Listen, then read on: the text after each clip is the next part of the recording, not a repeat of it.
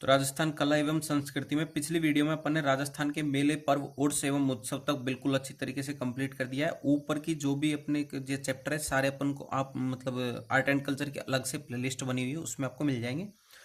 आज की वीडियो में अपन करेंगे राजस्थान के वाद्य यंत्र, राजस्थान के लोक वाद्य यंत्र। लोकवाद्य लोकरांगित के महत्वपूर्ण अंग होते हैं एवं बिना वाद्य के संगीत सुना है। इनके प्रयोग से गीतों व नृत्यों की माधुर्य वृद्धि के साथ ही वातावरण निर्माण एवं किसी कलाकार की भाव अभिव्यक्ति को प्रभावशाली बनाने का कार्य होता है। अतः राजस्थान के लोक संगीत में यहाँ के परिवेश, स्थिति व भावों के अनुरूप लोक वाद्यों का प्रचुर विकास हुआ है, जिनका वर्गीकरण निम्न प्रकार से है। तत्, अवनद, घन, सुशिर। पहला है तत्वाद्य।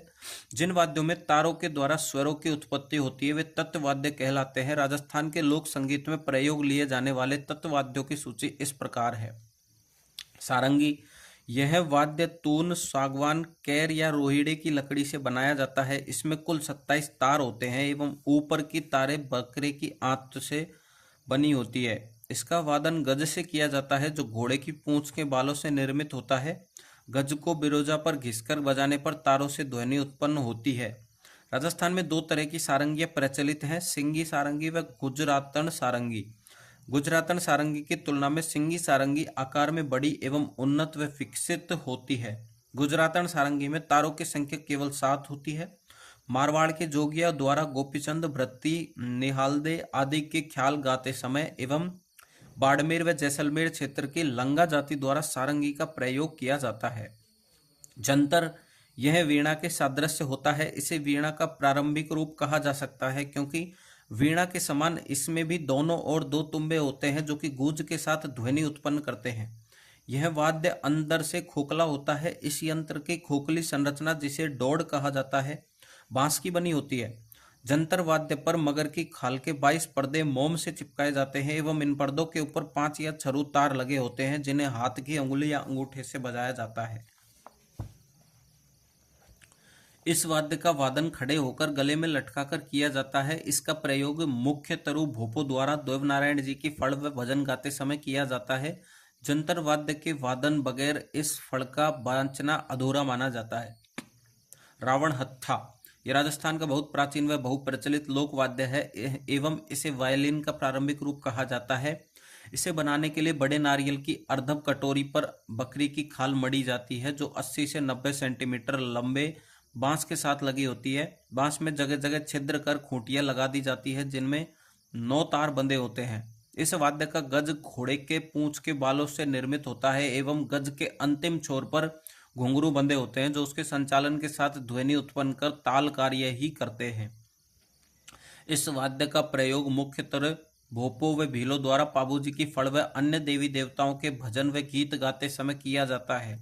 रवाज। यह सारंगी की तरह का वाद्य है जिसे गज के स्थान पर नखे नाखून से आघात करके बजाया जाता है। इसमें तारों की संख्या 12 होती है। इस वाद्य को डफ भी कहा जाता है एवं यह वाद्य मेवाड़ के राव व भाट जाति के लोग अधिक बजाते हैं। तंदूरा, चौतारा, निशान, तंबूरा, इन चारों नामों से एक ही प्रकार का वाद्य राजस्थान में प्रचलित है। इस वाद्य की आकृति तानपुरे से मिलती है। यह 4 तारों वाला वाद्य है जिसका निर्माण लकड़ी से होता है। वादक इसे बाएं हाथ में पकड़कर दाहिने हाथ की पहली उंगली में मिजराब पहनकर बजाता है। इसे मुख्य तरु रामदेव जी के भजन गाते समय कामड़ जाति के लोग व निर्गुण भजन करने वाले नाथपंथी बजाते हैं। अब आता है एक तारा। एक तारा का अर्थ है एक तार। यह वाद्य गोल तुम्बे में बांस की डंडी फंसाकर बनाया जाता है। तुम्बे का एक हिस्सा काटकर इसे बकरे के चमड़े से मढ़ दिया जाता है। बांस पर 2 खूंटियां लगी होती है जिन पर ऊपर नीचे 2 तार बंधे होते हैं। यह एक ही हाथ में पकड़कर बजाया जाता है और दूसरे हाथ में करताल बजाई जाती है।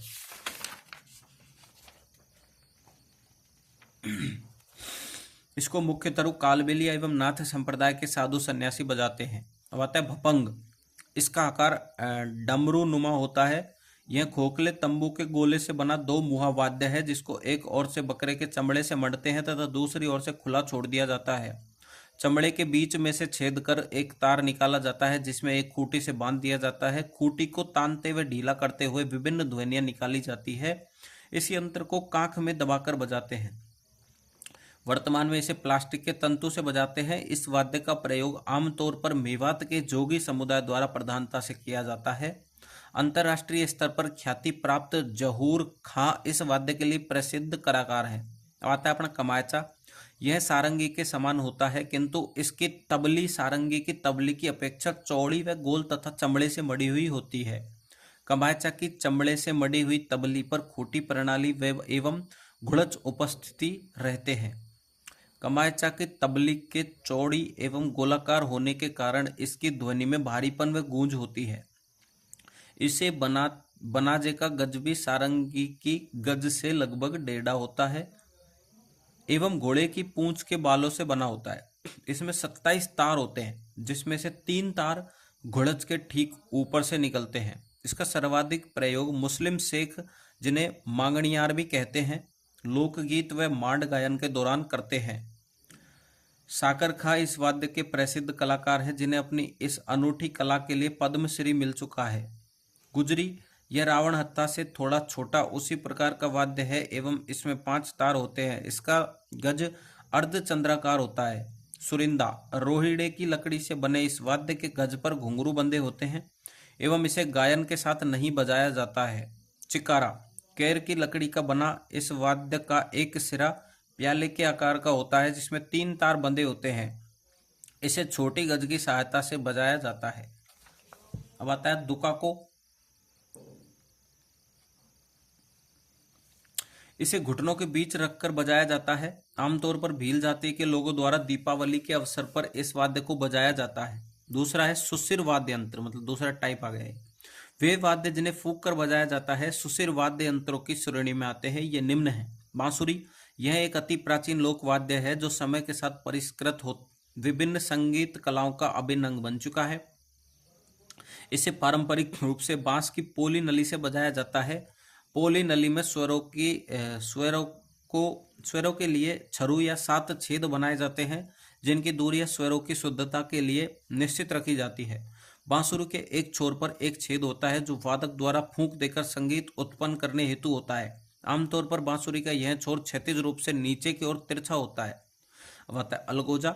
अलगोजा राजस्थान का राज्य वाद्य है। यह बांसुरी की तरह का होता है। इसमें 2 बांसुरियों का जोड़ होता है जो एक साथ बजाया जाता है।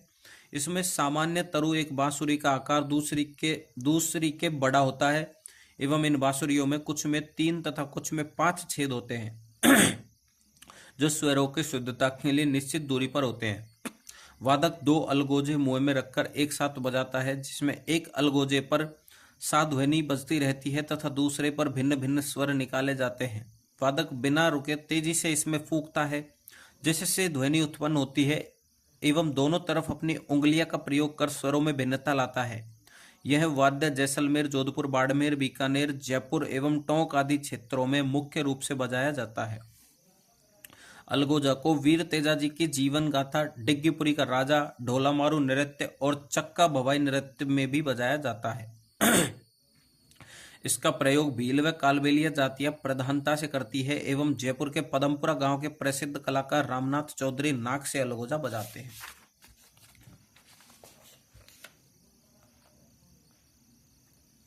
पूंगी, इस वाद्य में सर्प को मोहित करने की अद्भुत क्षमता होती है, इसलिए मुख्य तरु सपेरों द्वारा प्रयोग में लिया जाता है। यह वाद्य घिया तुम्बे का बना होता है, जिसका ऊपरी हिस्सा लंबा एवं नीचे का हिस्सा गोल होता है। गोल हिस्से में 2 छिद्रित नालियां लगाई जाती है, जिसमें हवा फूंकने पर एक नली में से 7 स्वर बजता रहता है, जबकि दूसरी नली से भिन्न भिन्न स्वर उत्पन्न किए जाते हैं। यह कालबेलिया व आदिवासियों का प्रसिद्ध वाद्य है। मुरला मुरली, यह पुंगी का परिष्कृत रूप है। इसे नलीदार तुम्बे के नीचे चौड़े भाग में 2 बांस की नालियां फंसाकर बनाया जाता है एवं इन नलियों से ध्वनि उत्पन्न की जाती है। अब आता है शंख। समुद्र से प्राप्त इस वाद्य का प्रयोग देवी देवताओं की आराधना के दौरान मंदिरों में किया जाता है। इसका प्रयोग युद्ध के प्रारंभ के पूर्व भी किया जाता है। अब आता है शहनाई। यह सुशिर वाद्यों में सर्वश्रेष्ठ व सुरीला वाद्य है। इसकी ध्वनि शुभ मानी जाती है, अतः प्राचीन राजा महाराजाओं के यहाँ से ये सदैव बजती थी एवं विवाह उत्सवों में मुख्यतः इसे बजाया जाता है। इसे शीशम, सागवान या टाली लकड़ी से बनाया जाता है। इसका आकार चिलम के समान होता है। इसमें 8 छेद होते हैं एवं इसका पत्ता ताड़ के पत्ते का बना होता है।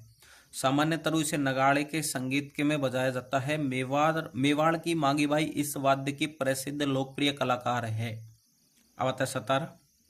सतारा यह अलगोजा, बांसुरी व शहनाई का समन्वित वाद्य है। अलगोजे की भांति इसमें 2 लंबी बांसुरियां होती है जिनमें से एक आधार स्वर देती है तथा दूसरी बांसुरी के छरू छेदों को बजाकर भिन्न भिन्न स्वर उत्पन्न किए जाते हैं। इस वाद्य की बड़ी विशेषता यह है कि किसी भी इच्छित छेद को बंद करके आवश्यकता अनुसार सप्तक में परिवर्तित किया जा सकता है।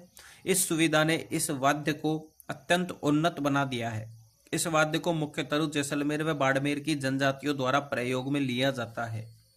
अब आता है मोरचंग। मोरचंग यह लोहे का बना छोटा सा वाद्य है जिसे ओठों के बीच रखकर बजाया जाता है। इसमें एक धातु के बने गोलाकार हैंडल से 2 छोटी व लंबी धातु की छड़ें निकली होती हैं। इन 2 छड़ों के बीच में लोहे की एक पतली लंबी रीढ़ रहती है जिसके मुंह पर थोड़ा सा घुमाव दे दिया जाता है।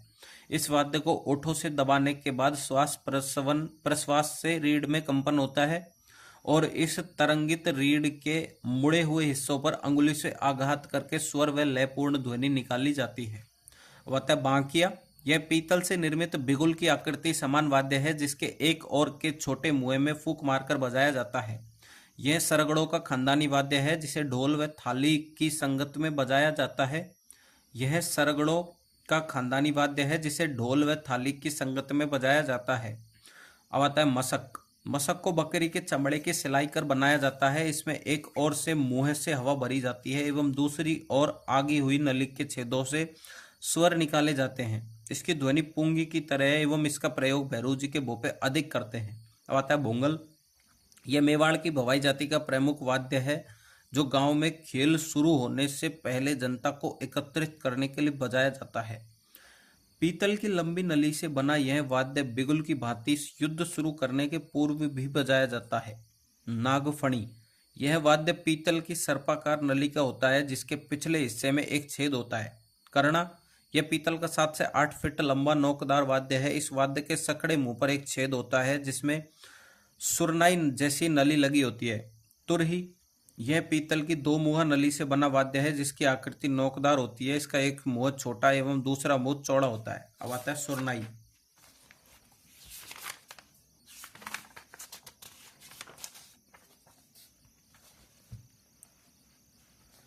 इसकी आकृति शहनाई से मिलती है एवं इसके मुंह पर खजूर, ताड़ व कगोर के वृक्ष का सरकंडा लगा होता है। इस वाद्य को गीला करके बजाया जाता है। ढोली, लंगा, मंगनियार, ढाडी जाति के लोगों द्वारा इसे विवाह आदि मांगलिक अवसरों पर बजाया जाता है।